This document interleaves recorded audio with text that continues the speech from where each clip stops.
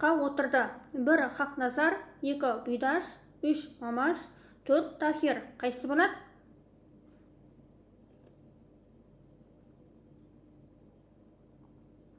Бізде бұл жерде Хақназарды білеміз, әрбір вариант талдай кететін болса, Хақназар бізде 1538-де келді. Демек, мұнаның арасында примерно 20 жылдай айырмашылық бар. Демек, бұл емес. Келесі, Бұйдаш, Тахир, Мамаш, олар негізі 16 ғасырдың 20-30 жылдарында хан тағына отырған болатын. Соның ішінде бірінші болып отырды бізде бұл Мамаш хан. Яғни Мамаш хан 1518-1522 жылдары билік құрған болатын. Қасым ханнан кейін Мамаш хан отырды. Кейін Мамаш хан 1522-де, яғни 4 жыл ғана билік етіп, содан кейін ол қайтыс болған болатын. Сол кезде Мамаш ханды орнынан алып тастаған. Бұл жерде таққа талас болады. Именді шайқастардың бірінде қайтыс болды деп береді. Бірақ шын мәнінде ол қандай шайқас десек, бұл таққа талас үшін шайқаста Мамаш хан қайтыс болған болатын. Мамаш ханнан кейін бізде хан тағына Тахир хан отырады. Яғни сұлтандардың арасында өте дау-дамай болады. Бұл туралы сол кезде бір ауыздан кейін Тахир хан отырған болатын. Кейіннен Тахир хан бірақ өкінішке орай мейірімсіз, өте қатал болады. Содан кейін оны халық өздері орнынан алып тастайды. Содан кейін Тахир ханнан кейін бізде Бұйдаш отырады. Сонда бізде бірінші сұрақтың жауабы Қасым ханнан кейін 1538 жылы таққа отырды. Бұл Мамаш хан. Келесі сұрақ. Мамаш хан қайтыс болды қай жылы? 1 1518, 2 1522, 3 1538, 4 1580. Енді әрбір вариантты талдай кететін болсақ, 1518-де Мамаш хан тағына отырды. 1580-де бізде Хақназар хан қайтыс болды. 1538-де Хақназар хан тағына отырған болатын. Сонда бізде бір ғана вариант қалды, бұл Мамаш хан қайтыс болды. 1522 жылы шайқастардың бірінде қайтыс болды деп береді. 1522 деп айтқан оқушылар жарайсыздар. Ал келесі сұрақ. 1522 деп айтқан оқушылар лайк басып қойып жарайсыздар. Сіздер дұрыс айттыңыздар. Сіздер үшін респект. Келесі сұрақ. 16 ғасырдың 20-30 жылдарында таққа отырған Жәнібектің ұрпақтары. 1 Бұрындық Қасым, 2 Жошы Шағатай Үгедей, 3 Орда Ежен Шайбан Бату, 4 Мамаш Тахир Бұйдаш. Енді бұл жерде қарасаңыздар, Жәнібектің ұрпақтары деп тұр ғой. Бұрындық Жәнібектің ұрпағы емес, Бұрындық бізде Керейдің ұрпағы. Сондықтан Бұрындық Қасым дегендер болмайды. Бұрындық бізде Керейдің ұрпағы, Жәнібектің ұрпағы емес. Жошы Шағатай Үгедей дегеніміз Шыңғыс ханның ұрпақтары білесіздер. Орда Ежен Шайбан Бату дегеніміз бұл яғни Жошының ұрпақтары болар. Сонда бізде болады Мамаш Тахир Бұйдаш. Яғни Мамаш Тахир Бұйдаш бұл Жәнібектің баласы, Қасымның баласы болған. Получается, Жәнібектің немерелері деп айтсақ болады. Жәнібектің немерелері болған. Мамаш Тахир Бұйдаш деп айтты. Жарайсыз, молодец. Бізде деген оқушы бар екен. Келесі. 16 ғасырдың 20-30 жылдарында Қазақ хандығына қарсы одақ құрды. Кімдер?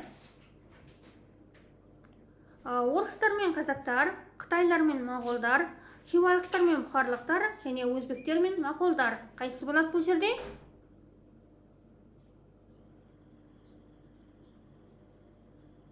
ғасырдың 20-30 жылдарында Қазақ хандығына қарсы одақ құрды. Бұл кезде Қазақ хандығы әлсіреп жатқан болатын, сол әлсіреген пайдаланып Қазақ хандығына қарсы одақ құрған болатын. Бізде орыстар мен қазақтар деген келмейді. Өйткені олар бізде қанша деген алыс жатты олар, я. Бұл жерде оқушылар дұрыс жауабы болады. Өзбектер мен моғолдар. Өйткені өзбектер мен моғолдар Қазақ хандығына көрші жатты, және Қазақ хандығының әлсіреген пайдаланып Қазақ хандығына қарсы одақ құрған болатын. Келесі. Қазақ хандығы негізгі аумағынан айырылып әлсіреді қай уақытта?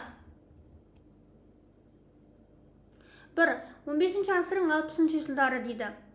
15 ғасырдың 60 жылдары дегеніміз бұл 1460 жылдар. Бұл кезде қазақ хандығының негізі қаланған болатын. Демек бұл вариант емес. 2. 16 ғасырдың 20-30 жылдары дейді. Бұл кезде шынымен де қазақ хандығы әлсіреген болатын. Яғни бізде дұрыс жауабы болады 16 ғасырдың 20-30 жылдары осы болады. Келесі 16 ғасырдың 10 жылдары деген бұл уақытта қазақ ханы ол кезде әлі хан болған жоқ, яғни ол кезде әлі сұлтан болған. Қасым сұлтан Мұхаммед Шайбанидің әскерін Сығанақ түбінде талқандаған болатын. Содан кейін 15 ғасырдың 70 жылдары дегеніміз бұл бұрындық хан Мұхаммед Шайбанидің әскерін Сығанақ түбінде талқандаған болатын. Яғни 15 ғасырдың 60 жылдары қазақ хандығы құрылған болса, 15 ғасырдың 70 жылдарында бұрындық хан Мұхаммед Шайбанидің әскерін Сығанақ түбінде талқандаған. 16 ғасырдың 10 жылдарында Қасым хан Мұхаммед Шайбанидің әскерін Сығанақ түбінде талқандады. Яғни сонда қазақ хандығы негізгі аумағынан айырылып әлсіреді бізде 16 ғасырдың 20-30 жылдарында. Өйткені осы уақытта осы Қасым хан қайтыс болып кеткеннен кейін қазақ хандығы әлсіреп өзінің негізгі жер аумағынан әлсіреген айырылған болатын. Мына жерде сіздерге түсінікті болу үшін біраз нәрселер жазылған. Кетті келесі сұрақ. Ал оқушылар, бізде 6-шы сұраққа келіп біз 16 ғасырдың 20-30 жылдарында қазақ хандығы бірнеше рет кімдерден жеңілді? Өзбектер, моғолдар, ойраттардан 1, 2, Қытай, түріктер, түркештерден 3, Қарлық, Оғыз, қимақтардан 4, Найман, Керей, жалайырлардан. Достарыңыз шақырып қойыңыздар, немесе лайк басып қойыңыздар, чтобы басқаларды көре алу үшін. Ал қайсы деп ойлайсыздар бұл жерде дұрыс жауабы? Мына жақта бізде дұрыс айтып жатыр Төлегенова жарайсыз. Бізде бұл жерде дұрыс жауабы болады. Бұл өзбектер, моғолдар, ойраттардан. Келесі. Қазақ хандығында Мамаш хан қайтыс болған соң не болды? Қазақ хандығында Мамаш хан қайтыс болған соң не болды? 1. Үлкен келіспеушілік басталып, сұлтандар бір-бірімен соғысты. 2. Қазақ хандығы территориясы кеңейді. 3. Моғолстан қазақ хандығына бағынды. 4. Өзбектер қазақ хандығының билігін мойындады. Ал қайсысы болады деп ойлайсыздар? Енді қараңыздар, бұл жерде енді әрбір вариантты талдай кететін болсақ, жалпы бұл уақытта Мамаш хан қайтыс болған соң дейді. Мамаш хан қашан қайтыс болды? Жаңа біз жоғарыда айтып кеттік, Мамаш хан бізде 1522 жылы қайтыс болды. Демек ол қайтыс болған соң не болғандығын сұрап жатыр да. Ол кезде бізде жаңа жоғарыда айттық, моғолдар мен қазақтар 16 ғасырдың 20-30 жылдарында қазақ хандығы әлсірегендігін пайдаланып, қазақ хандығына қарсы одақ құрған болатын. Демек, Моғолстан мен өзбектер бізде қазақ ханы бағынған жоқ. Олар қазақ ханына қарсы одақ құрды. Демек, бұл екі вариант емес. Енді тағы бір вариант қалды бізде. Қазақ ханда территориясы кеңейді дейді. Бұл уақытта жаңа тағы Мамаш хан 1522-де қайтыс болды. Сол қайтыс болғаннан кейін Қасым ханнан кейін жалпы қазақ хандығы әлсіреген, соның әлсірегенін пайдаланып, бізде қазақ хандығында өзінің негізгі жер аумағынан айырылған болатын. Яғни қазақ хандығы территориясы кеңейді Қасым ханның тұсында. Қасым хан қайтыс болғаннан кейін қазақ ханның территориясы кеңейген жоқ, керісінше территориясы кішірейіп қалды, өзінің негізгі аумақтарынан айырылған болатын. Сонда бізде бір ғана вариантымыз қалды. Бұл қазақ хандығының Мамаш хан қайтыс болған соң не болды?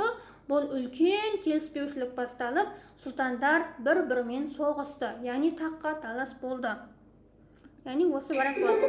Осы бір деген оқушылар жарайсыздар.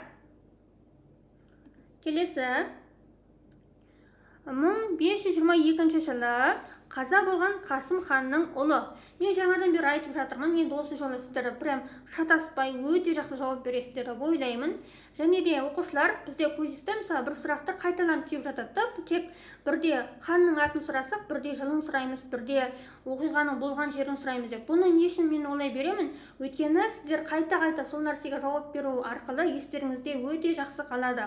Қайталау білімнің анасы дейді. Яғни сіздер қайта қайталаған кезде, сіздерді түнде ұйқыдан оятып алып сұраған кезде біліп тұрасыздар да. Ал егер біліп тұрған кезде сен ұбт-ға уверенно барасың да. Кішкене кірген кезде стресс, қорқыныш болады ғой, бірақ сен дайындалып барған кезде қорқынышың кішкене де болсын азаяды. Сол себепті бізде квизда нақты бір тақырыпқа арналады және сол тақырыпқа қатысты сұрақтармен әдейі айландырып беремін. Сол кезде сіздер шатаспай естеріңізде қалады. Чтобы мектепте де сұраған кезде, курста да, басқа жақта да сұраған кезде бірден біліп тұрасыздар да. Қасымханның Мамашхан келді, ол мынанша жылы отырды, мынанша жылы қайтыс болды деген сияқты. Сол себепті менде сұрақтар кішкене қайталанып, орындар ауыстырып отыратын себебі сол. Сонымен 1522 жылы шайқаста қаза болған Қасым ханның ұлы. Яғни бұл жерде бізде дұрыс жауап болады Мамаш хан. Өйткені Хақназар 1538-де отырды, иә. Тахир 1522-ден кейін отырды. Тахирдан кейін бір Бұйдаш хан отырған болатын. Бұйдаш ханның Тахир мен Бұйдаштың нақты қай уақытта билік құрғандығы кітапта нақты берілмейді. Сол себепті біз тек қана оларды 16 ғасырдың 20-30 жылдары деп қана айтамыз. Ал Хақназарды 1538-80-де нақты бергендіктен солай айтамыз. 38-80 деп. Сонда 1522 жылы шайқаста қаза болған Қасым ханның ұлы бол Мамаш. Қандай шайқаста? Ол таққа талас бойынша сұлтандардың арасында бір алауыздық болады, сондай шайқаста қаза болған бұл. Андай моғолдармен немесе өзбектермен емес, қазақтар бірі таққа талас үшін соғысқан, сол шайқаста қаза болған деп кейбір тарихи мәліметтерде айтылады. Оны сіздерге тек кітапта шайқаста деп қана берген. Келесі сұрақ. Ақсүйектер қауымы және өз халқымен тіл табыса алмаған хан кім? 1. Хақназар, 2. Мамаш, 3. Тахир, 4. Бұрындық. Мен ойлаймын, бүгінгі квизда белсенді күшті жауап берсеңіздер, Қасым хан тақырыбын жатқа біліп аласыздар деп ойлаймын. Сондай үмітім бар. Өйткені мен бұл квиз сұрақтарын ұлттық тестілеу орталық бекіткен кітаптан жасадым. Сондықтан егер сіздерге тестте ұбт-да Қасым хан тақырыбы келіп тұрса, шатаспай өте жақсы жауап бере аласыздар деп ойлаймын. Сонда ақсүйектер қауымы және өз халқымен тіл табыса алмаған хан кім? Бізде қараңыздар, егер бұны логикалық түрде шешетін болсақ, жалпы Хақназар хан бізде ұзақ отырды. Ұзақ отырса, демек ол тіл табыса алды. Енді Бұрындық хан да бізде 1474-1511 жылдары билік құрған. Бұл да 30 жылдан астам уақыт бойы отырған, демек бұл да тіл табыса алды. Келесі Мамаш хан 1518-22 жылдары билік құрды және оны ол шайқаста қаза тапты. Ал мына жерде сонда бізде бір ғана жауап қалады, бұл Тахир хан. Яғни Тахир хан ақсүйектермен де тіл табыса алмаған және қарапайым халқы, яғни өз халқымен де тіл табыса алмаған болатын. Тахир хан осы тіл табыса алмағандықтан оны кейін халқы өзі тақтан алып тастаған болатын. Осындай кейбір тарихи деректерде айтылады. Ол сіздер кітапта жазылмайды әрине, бірақ басқа тарихи кітаптар бар, сол жерде айтылады. Тахир ханның саясатына халқы наразы болып, оны өздері алып тастаған болады. Нәтижесінде Тахир хан басқа аймақта қаза тапқан. Келесі сұрақ. Хақназар хан билік құрды қай жылдары? 1. 1538-1580, 2. 1511-18, 3. 1474-1511, 4-шісі 1518-1522. Қайсысы болады деп ойлайсыздар? Бұл тесттерді қалай алса болады дейді. Бұл тесттерді маған осы нөмірге мына жерде 50 деген цифр мынау, 8-де жазасыз, короче. Осы нөмірге WhatsApp-қа жазсаңыз, мен сізге осы квизді жібере аламын. Маған WhatsApp-қа жазсаңыз. Бірақ осы стрим аяқталған соң мен сізге жібере аламын. Мына жерде 50 деген цифр. Так, ары қарай жалғастыра кетейік. Мына скриндап алыңыз, сосын маған WhatsApp-қа жазыңыз. Скриндап алдыңыз деп ойлайын. Ары қарай кеттік. Сонымен Хақназар хан билік құрды қай жылдары?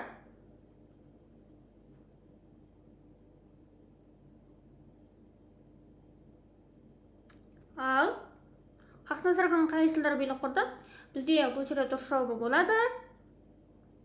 Иә, жарайсыздар, дұрыс айтасыздар, дұрыс, иә, көптеріңіз дұрыс жауап беріп жатыр екенсіздер. Дұрыс жауабы шынымен 1538, 1580. Мына жерде оқушылар сіздерге, яғни мысалы квизді алып үйде өздеріңіз шешкен кезде, мен айтқан варианттарды естеріңізге түсіру үшін мына жақта әрбір варианттың талдамасын жазып қойғам, чтобы үйге барып өзің шешкен кезде неге ана вариант емес, неге осы вариант болады деп осы жерде жазылып тұр. Әрбір варианттың түсіндірмесі. Келесі сұрақ. Хақназар хан таққа отырған соң алғашында не істеді? 1. Моғолстанға соғыс ашты. 2. Абдаллахпен соғысты. 3. Жайық жағасында қазақ хандығының жағдайын жақсартты. 4. Сырдарияға жорық жасады. Ал қайсысы болады деп ойлайсыздар? Бұл жерде сіздерге шатаспау үшін 1, 2, 3, 4 деп айтып жатырмын. Ал қайсы деп ойлайсыздар?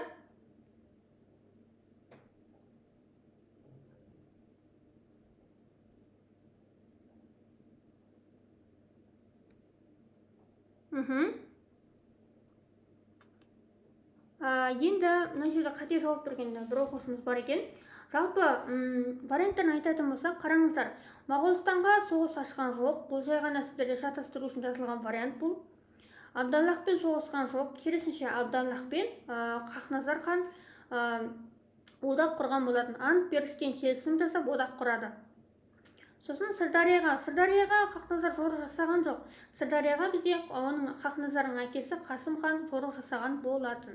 Сонда Хақназар хан таққа отырған соң, яғни 1538 жылы таққа отырған соң ең бірінші істеген нәрсесі ол жайық жағасындағы қазақ хандығының жағдайын жақсартқан болатын. Мына жерде әрбір варианттың талдамасы берілген. Келесі сұрақ. Мамаш хан, Тахир хан, Бұйдаш хан таққа отырды қай жылдары? 1. 16 ғасырдың 10 жылдары. 2. 15 ғасырдың 20-60 жылдары. 3. 16 ғасырдың 11-18 жылдары. Және 4. 16 ғасырдың 20-30 жылдары. Қайсы болады деп ойлайсыздар бұл? Бұл жерде енді әрбір вариантты талдай кететін болсақ, қараңыздар. 16 ғасырдың 10 жылдары дегеніміз бұл 1510. 1510 жылы Қасым Сұлтанның әскері Мұхаммед Шайбанидің әскерін Сығанақ түбінде талқандап жеңген болатын. Енді 15 ғасырдың 20-60 жылдарында не болды? Бұл 1420-1460 дегеніміз ғой примерно. Бұл жылдары біз Әбілқайыр Шайбанидің билік құрған уақыты болды. 16 ғасырдың 11-18 жылдары дегеніміз бұл 1511-18 бұл жылдары Қасым хан таққа отырды. Яғни Қасым ханның билеген уақыттары. Сонда бізде бір ғана вариант қалды, бұл 16 ғасырдың 20-30 жылдары. Яғни Мамаш хан, Тахир хан, Бұйдаш таққа отырды. Кеттік, келесі. Хақназар хан жайық бойында не жасады? 1. Ештеңе жасамады. 2. Баба Сұлтанмен одақ құрды. 3. Абдаллахпен соғысты. 4. Ноғай мырзаларын Еділдің арғы жағына ығыстырды. Қайсы болады деп ойлайсыздар? Енді бірінші вариант мүлдем келмейді, өйткені ештеңе жасамаған емес. Жасағансын сұрап тұрмыз ғой, иә?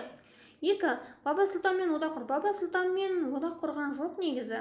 Баба Сұлтанға қарсы соғысқан болатын. Баба Сұлтанға қарсы соғысты. Абдаллахпен одақ құрды да, мұна Баба Сұлтанға қарсы соғысқан болатын. Бірақ кейбір тарихи кітаптарда бұлай айтылады. Хақназар хан Абдаллахпен де Баба Сұлтанмен де одақ құрған деп те айтылады кейбір тарихи кітаптарда. Ал сіздердің ұлттық тестілеу орталығы бекіткен Қазақстан тарихи кітабында ол жерде бұлай айтылады. Хақназар хан Абдаллахпен одақ құрды да Баба Сұлтанға қарсы соғысты деп береді. Солай берген. Біз ұлттық тестілеу орталығының бекіткен кітабын басшылыққа аламыз, өйткені біз ұбт-ға дайындалып жатқандықтан Баба Сұлтанмен соғысты деп қарастырамыз. Енді әрбір тарихи кітапта әртүрлі жазылған, бірақ бізге ұбт-ға дайындалып жатқандықтан біз ұлттық тестілеу орталығы бекіткен кітапты басшылыққа аламыз. Өйткені сұрақ солай келеді, және жауабы да солай болады.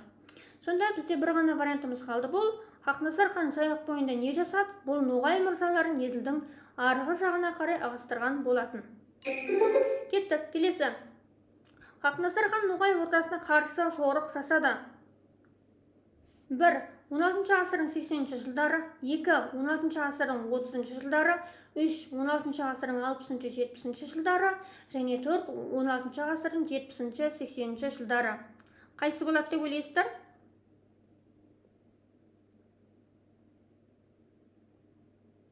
Апай нөмір көрсетіп жіберіңізші дейді. Скрин жасап алыңыздар. Мен осылай не істеп қояйын. Міне, просто мен нөмер жазайын десе, мені банға жіберу мүмкін. Сол себепті біз толқа осылай жазып отырмын. Скринді бассаңыздар болады. Көзіңіз керек болатын болса, осы нөмірге WhatsApp-қа жазсаңыздар, мен стрим аяқталған соң сіздерге жауап беремін. Қазір стрим мен ойлаймын, примерно 15-20 минут аяқтайтын шығармыз. Хақназар хан Ноғай ордасына қарсы жорық жасады. Қай уақытта? Давайте айтып беріңіздер. Абдаллах Баба Сұлтан туған ісі ма, сондай ма? Иә, Абдаллах пен Баба Сұлтан екеуі туысқан, бірақ екеуінің арасында соғыс болады. Сол кезде Хақназар Абдаллахпен одақ құрады Баба Сұлтанға қарсы. Екеуі негізі туысқан, бірақ ше. Баба Сұлтан деген бейбарыс емес пе? Жоқ, ондай емес. Баба Сұлтан деген ол Ташкент қаласының билеушісі. Бейбарыс дегеніміз ол анау Египеттің Мысырдың билеушісі болды ғой. Бейбарыс ол анау Алтын Ордада Берке ханның билік еткен уақыты бар. Алтын Орда Берке хан қашан билік етті? Естеріңізге түсірейікші. Алтын Орда Берке хан. Бізде бұл қараңыз. 1266-ға дейін билік құрады ғой. 1257-ден 1266-ға дейін билік құрады, иә? Сонда Берке хан мен осы бейбарыс екеуі дос болады. Екеуі достық қарым-қатынас жасайды. Сонда өзің ойла, ол Берке ханның уақытында өмір сүрген адам. 1200 дегеніміз бұл 13-ші ғасыр. Бейбарыс 13-ші ғасырда өмір сүріп кеткен адам. Баба Сұлтан Хақназар 1500-де өмір сүрген. Яғни Баба Сұлтан 16-ші ғасырда өмір сүрген адам. Екеуінің арасында 3 ғасыр айырмашылық бар. Сен Бейбарыс пен Баба Сұлтан екеуін бір-бірін шатастырып тастадың, бірімен-бірін.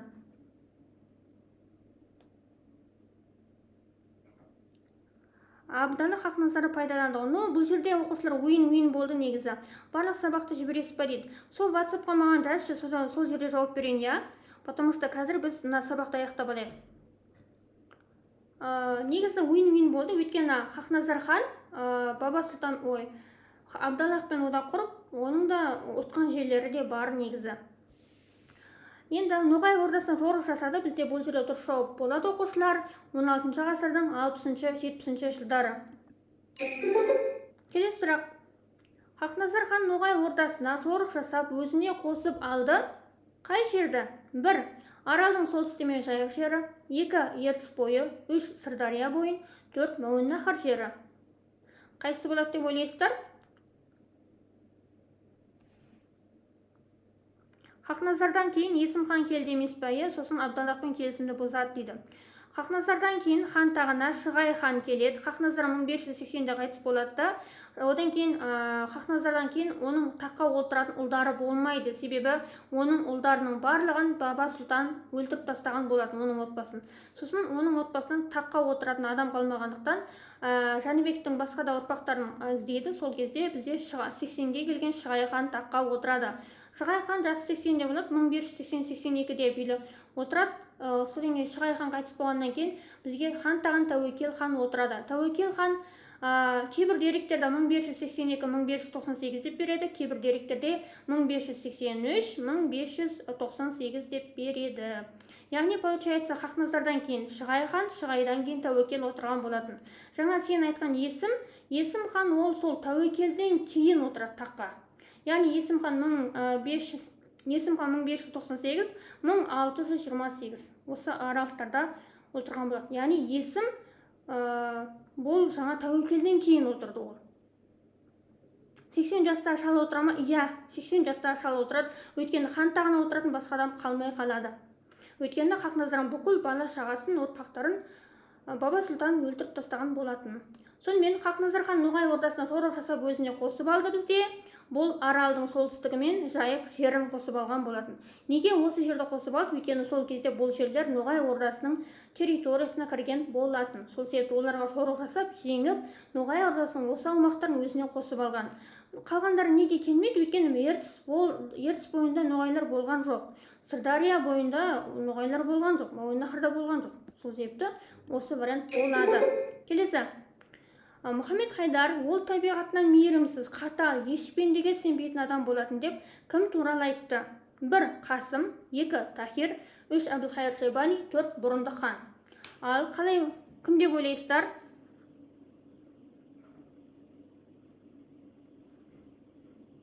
Екі жыл ғана отырады, я бізде Шығай хан 1580-1582-ге дейін 2 жыл ғана отырған.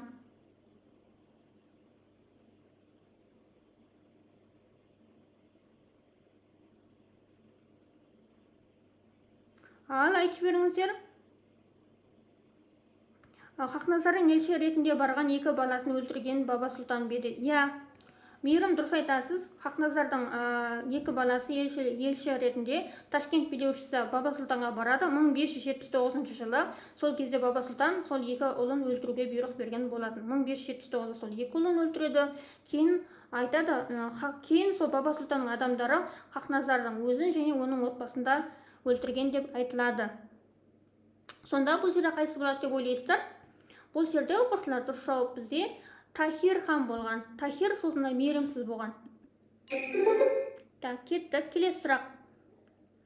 Ноғай руларының үлкен тобы Қазақ хандығының құрамына енді қай ханның тұсында? 1. Хақназар, 2. Қасым, 3. Керей, 4. Бұрындық. Қайсы болады деп ойлайсыздар? Енді бұл жерде қарасаңыздар, Ноғай руларының үлкен тобы деп тұр.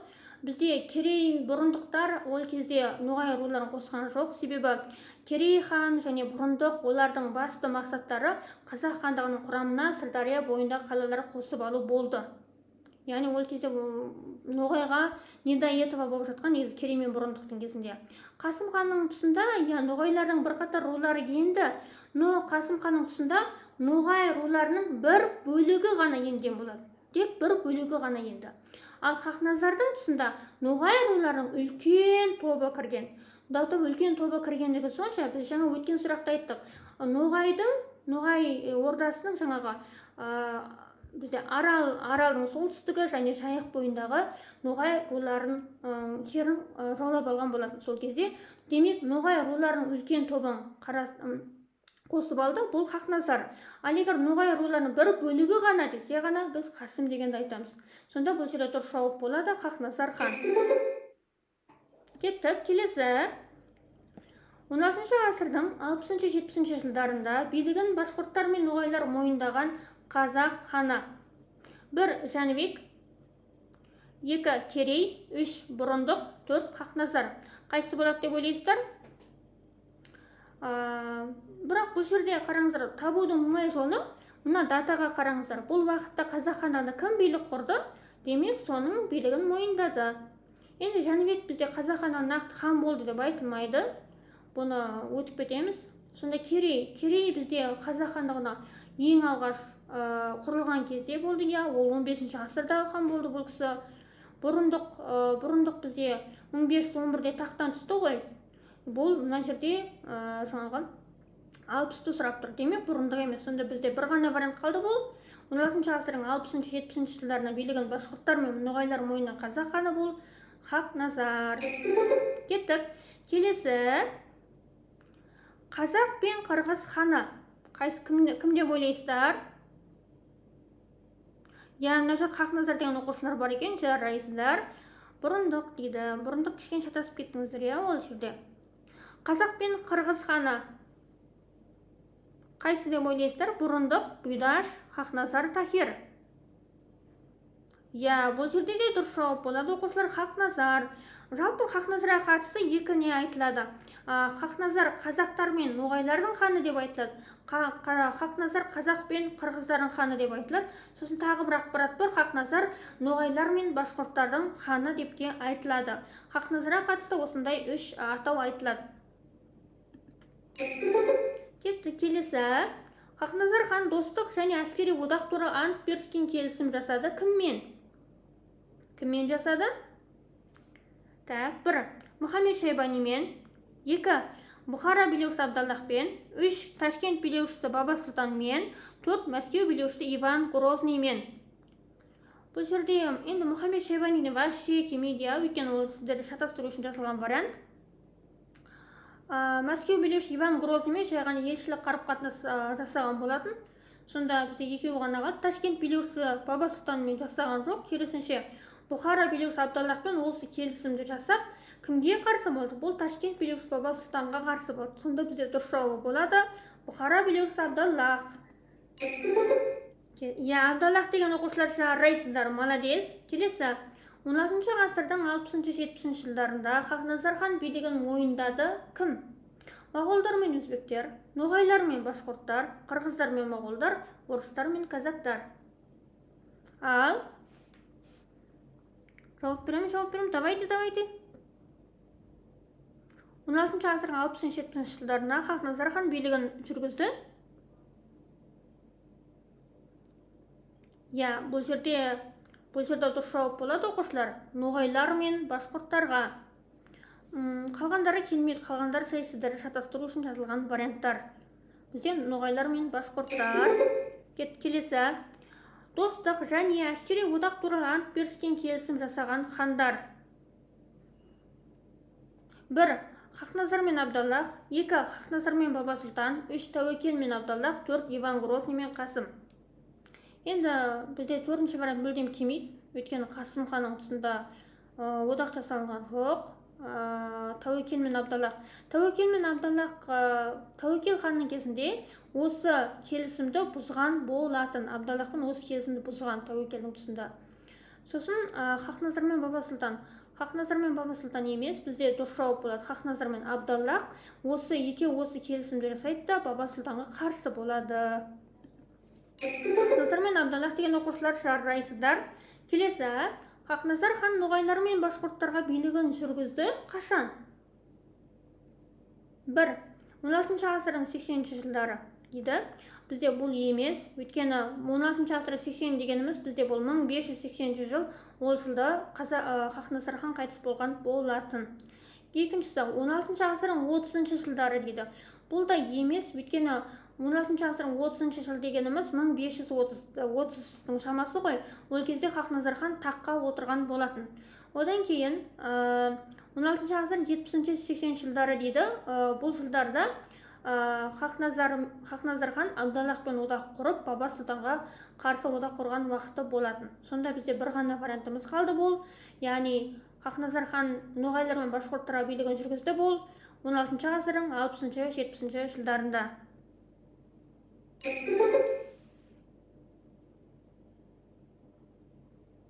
Келесі, Бұхара билеушісі Абдаллах кіммен достық және әскери одақ туралы ант беріскен келісім жасады? Жаңа бағанадан бері айтып жатырмыз, сіздер шатаспай табасыздар деп ойлаймын. Давайте кіммен айтып жіберейік?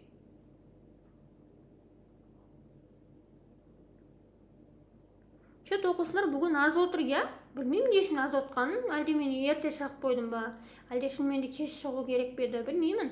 Бүгін аз отыр. Әдетте білмеймін, көп болушы еді. Әдетте мына жақта комментарий оқып үлгермеуші едік қой. Бүгін аз отыр екен. Жарайды, ладно. Так, Бұхара билеушісі Абдаллах кіммен достық және әскери одақ туралы ант беріскен келісім жасады? Ал кіммен?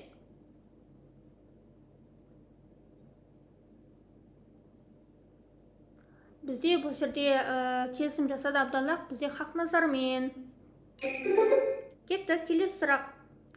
Абдаллах пен Хақназардың достық және әскери одақ туралы ант беріскен келісім кімге қарсы бағытталды?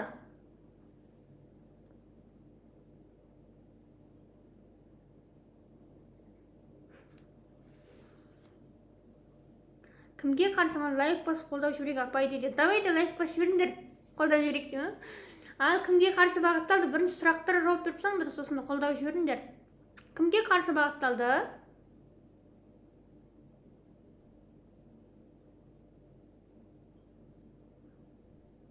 Ал айтып жіберіңіздер. Абдаллах пен Хақназардың достық және әскери одақ туралы ант беріскен келісім кімге қарсы бағытталды? Бізде бұл жерде дұрыс жауабы болады оқушылар. Ташкент билеушісі Баба Сұлтанға қарсы болды. Баба деген оқушылар жарайсыздар. Келесі, Хақназар хан Баба Сұлтанмен күресіп өзіне қосып алған жерлер. 1. Ташкент Тараз, 2. Түркістан Сауран, 3. Бұхара Самарқан, 4. Сарайшық Сығанақ. Қайсысы болады деп ойлайсыздар? Бізде бұл жерде дұрыс жауабы болады. Қайсысы? Бұл жерде дұрыс жауап болады оқушылар. Түркістан мен Сауран қалалары болған. Түркістан мен Сауран. Келесі сұрақ. Қазақтар мен ноғайлардың ханы. 1. Хақназар, 2. Бұйдаш, 3. Бұрындық, 4. Тахир.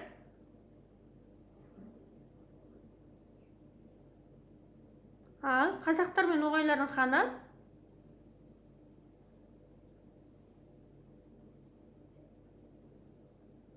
Дұрыс айтасыздар. Бізде бұл жерде дұрыс жауап болады. Хақназар. Кеттік. Келесі. Баба Сұлтан Хақназардың 2 ұлын өлтіруге бұйрық берді. Қай жылы? Қай жылы өлтіруге бұйрық берді?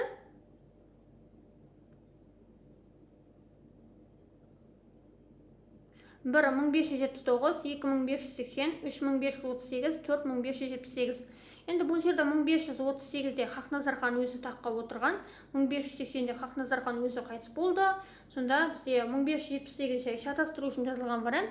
Сонда бізде бір ғана дұрыс жауап қалды, бұл 1579 жылы. Келесі сұрақ. Хақназар хан қайтыс болды қай жылы? 1. 1522, 2. 1538, 3. 1579, 4. 1580. Ал қайсы деп ойлайсыздар?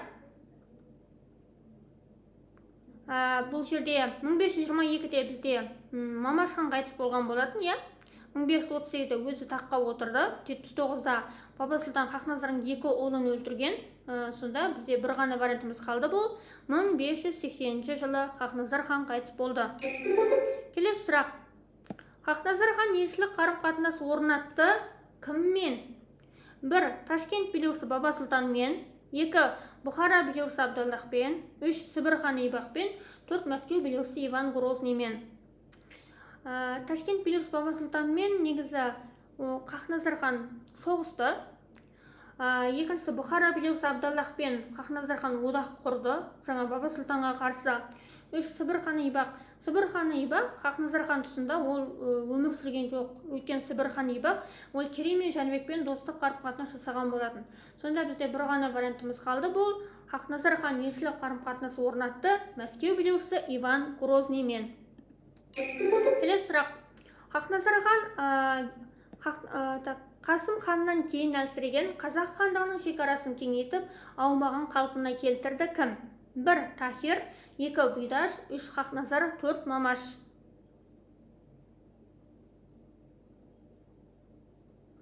Енді бұл жерде Тахир, Қасым ханнан кейін бізде Мамаш таққа отырады, 1518-22-де билік етеді, 4 жыл ғана, бірақ ол өзі шайқастан қаза тауады. Одан кейін Тахир, Тахирдан Бұйдаш отырады. Жалпы Мамаш, Тахир, Бұйдаштың кезінде 16 ғасырдың 20-30 жылдарында Қазақ хандығы әлсіреп кеткен болатын. Ал сол кезде әлсіреген осы Қазақ хандығын қайтадан шекарасын кеңейтіп аумағын қалпына келтірген бұл бізде Хақназар хан болды. Келесі, оның, яғни Хақназар ұрпағы бұдан бұлай билік етпеді деп кім жазды? 1. Қадырғали Жалайри, 2. Мұхаммед Хайдар Дулати, 3. Ибн Рузбехан, 4. Махмуд Қашқари.